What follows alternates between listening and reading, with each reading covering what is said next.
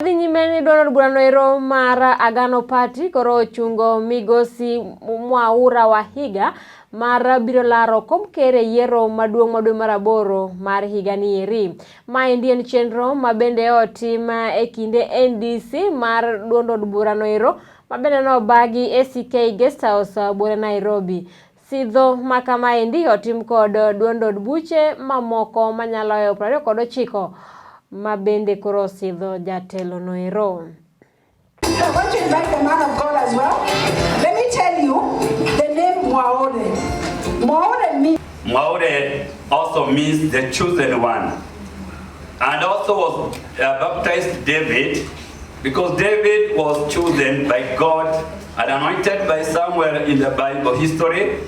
He was able to remove the Goliath of that moment. Here we believe there is yet Goliath in Kenya that needs to be eliminated.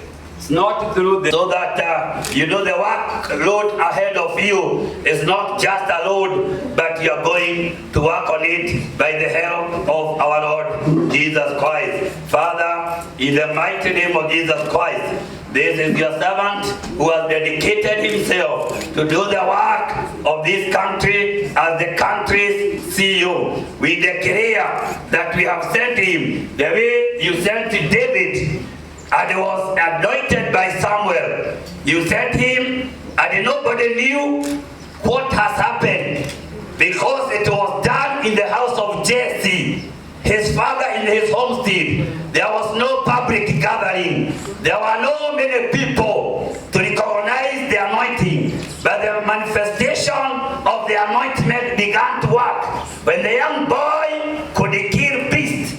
And even the very day when he removed the Goliath in their nation. Today we pray, may you use this man to destroy